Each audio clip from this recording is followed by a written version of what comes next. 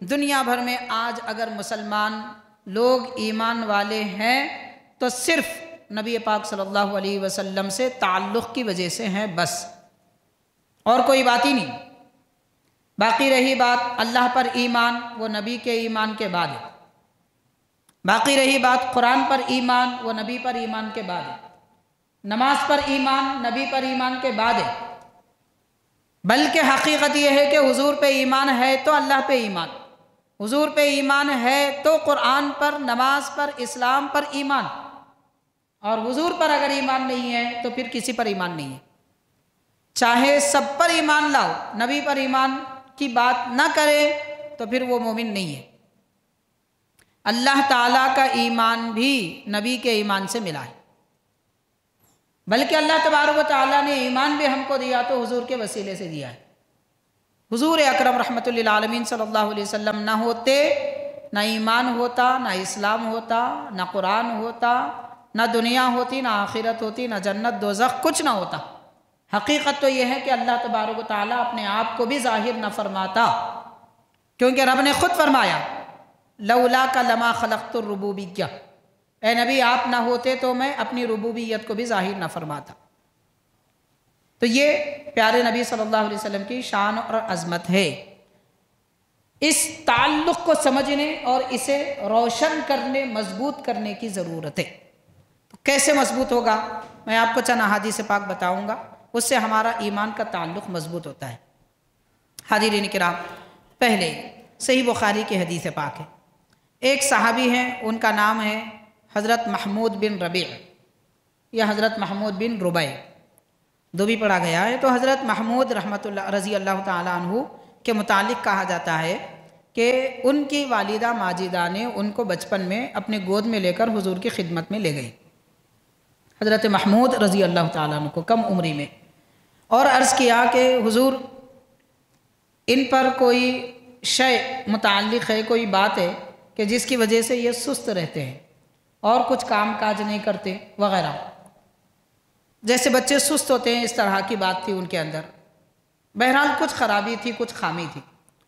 तो जब आपकी वालिदा माजिदा ने नबी पाक सल्लल्लाहु अलैहि वसल्लम की खिदमत में पेश किया, सरकार दो आलम सल्लल्लाहु अलैहि वसल्लम वज़ू फरमा रहे थे, और वज़ू के बाद में पानी, मुँह में जो पानी होता है, नबी करीम सल्लल्लाहु अलैहि वसल्लम के दहन मुबारक में जो पानी जमा था, सरकार ने अपने मुँह का वो पानी उनके चेहरे पे डाल दिया।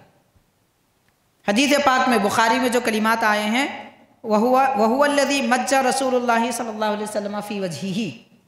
महमूद बिन रबी ये सहाबी है कि बचपन में हुज़ूर पाक सल्लल्लाहु अलैहि वसल्लम ने इनके चेहरे पर अपने मुँह का पानी डाला था। मज्जा का सीधा लफ्ज़ होता है कुल्ली किया था।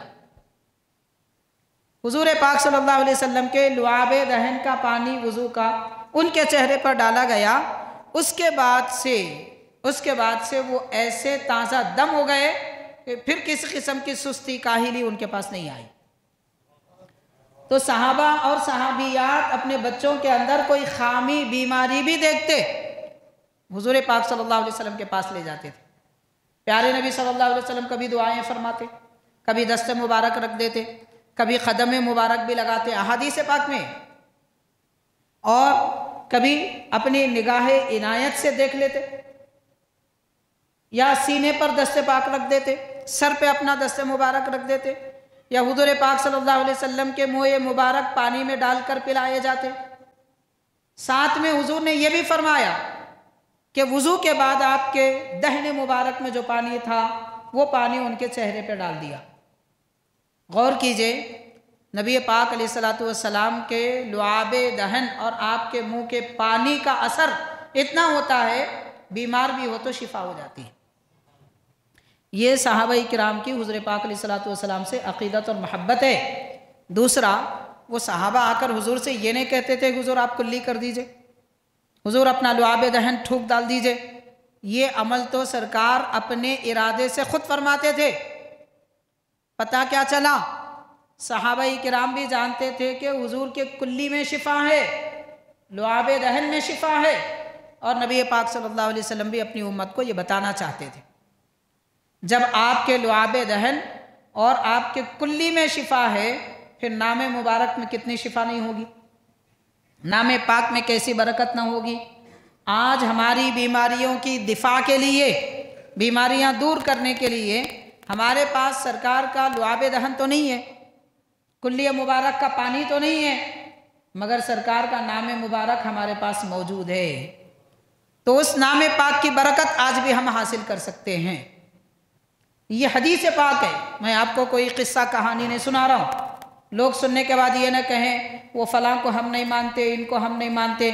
देखिए भाई, आपके मानने ना मानने से कुछ फ़र्क पड़ने वाला नहीं है। आप माने ना माने कोई फ़र्क पड़ने वाला नहीं है। आप मानेंगे भी तो सूरज निकलेगा, आप नहीं मानेंगे भी तो सूरज निकलेगा। आपके ना मानने से रात नहीं होगी, आप नहीं चाहते तो क्या बारिश नहीं होगी, आप नहीं चाहेंगे तो धूप नहीं आएगी, सब होगा। निज़ाम कुदरत है, जैसा होना है होता है।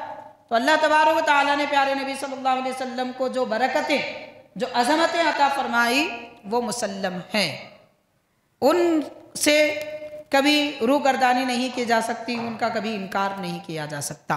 ये हदीस पाक जो आपने सुनी है सही बुखारी शरीफ में। अब हदीस बुखारी को तो कोई ज़ईफ़ नहीं कह सकते। सही बुखारी की हदीस है 149, बाबू इस्तेमाली फ़ज़लिल वज़ू, यानी वज़ू के बचे हुए पानी के इस्तेमाल करने के बारे में। आप देखिए इमाम बुखारी रहमतुल्लाह अलैह इस्तेमाल का लफ्ज़ इस्तेमाल किया, मतलब ये हुआ कि सरकार के वज़ू का पानी सहाबा ऐसे इस्तेमाल करते थे। वज़ू का पानी बचा हुआ है तो हम कैसे इस्तेमाल करेंगे? बर्तन में अगर बचा हुआ है तो कोई और वज़ू करेगा। हमारे हाथों से कुल्ली अगर पानी निकले तो बेकार पानी के हवाले हो जाएगा।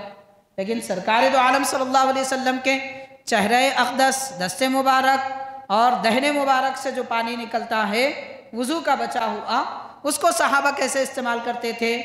बच्चों के चेहरे पे डालते थे, अपने चेहरे पे मल लेते थे, बल्कि ख़ुद पी लिया करते थे। ये तरीक़ेकार सहाबा इकराम रिज़वानुल्लाहि अन्हुम अजमाइन का है। हुज़ूर पाक सल्लल्लाहु अलैहि वसल्लम से हमारा ताल्लुक़ कैसा होना चाहिए, समझने के लिए इतनी बात काफ़ी। अब आज कोई कुछ भी कहे कि भाई हुज़ूर हमारे जैसे बशर थे, आपकी जितनी अक़ल है आपने उतनी ही बात की। सहाबा इकराम की कितनी बड़ी अक़ल थी, उन्होंने वो काम कर दिखाया, बात नहीं की। उन्होंने कहा नहीं, कर दिखाया कि हुज़ूर से निस्बत और ताल्लुक़ ऐसा होना चाहिए कि नबी पाक सल्लल्लाहु अलैहि वसल्लम की कुल्ली में भी शिफा होती है। सिर्फ अक़ीदा और अक़ीदत नहीं थी, हकीकत भी थी। सिर्फ अक़ीदा या अक़ीदत नहीं थी, हकीकत भी थी, और वो हकीकत उनको नज़र भी आती थी। आज हमारी भी हकीकत है, बहुत सारे लोग अक़ीदा रखते हैं, अक़ीदत रखते हैं, मगर वो हकीकत उनको नज़र नहीं आती। बहुत सारे ऐसे भी लोग हैं माशाअल्लाह, वो अक़ीदत और अक़ीदतों को हकीकत में देखते भी महसूस भी करते हैं। लेकिन बहुत सारे ऐसे भी हैं कि वो अक़ीदतों को अक़ीदत की हद तक रखते हैं, महसूस नहीं करते।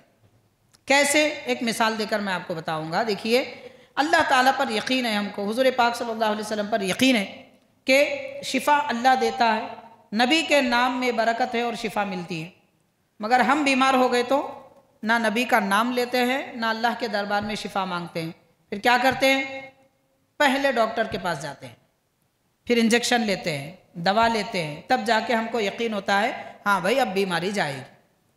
हमारी अक़ीदत है, अल्लाह से भी है, अल्लाह के नबी से भी है, मगर हम हकीकत को देख नहीं सकते, महसूस नहीं कर सकते, क्योंकि हमारा ईमान उतना मजबूत नहीं है, उतना पुख्ता नहीं है। वाक़ियतन सरकार ने फरमाया सूरह फातिहा पढ़ो, शिफ़ा है, तो सूरह फातिहा पढ़े तो लाइलाज बीमारी की भी शिफ़ा मिलनी चाहिए। नहीं मिल रही है तो ईमान कमज़ोर है, यकीन कमज़ोर है। सूरह फातिहा में शिफ़ा नहीं है, नहीं, हमारा ईमान कमज़ोर है, हमारा यकीन कमज़ोर है। तो हमारे पास सिर्फ अक़ीदतें हैं, लेकिन हकीकतों को मानने या तस्लीम करने के हम काबिल नहीं हैं, काबिल बनना चाहिए। सहाबाई किराम अक़ीदत भी रखते थे, हकीकत जानते भी थे, हकीकत को देखते भी थे। जैसा कि उन हजरात ने यह देखा कि सरकार दो आलम सल्लल्लाहु अलैहि वसल्लम ने बच्चे के मुंह पर अपने लुआब दहन का पानी डाल दिया और उनको शिफा हासिल हो गई, जो बीमारी की शिकायत थी वो ख़त्म हो गई। सही बुखारी की हदीस शरीफ है।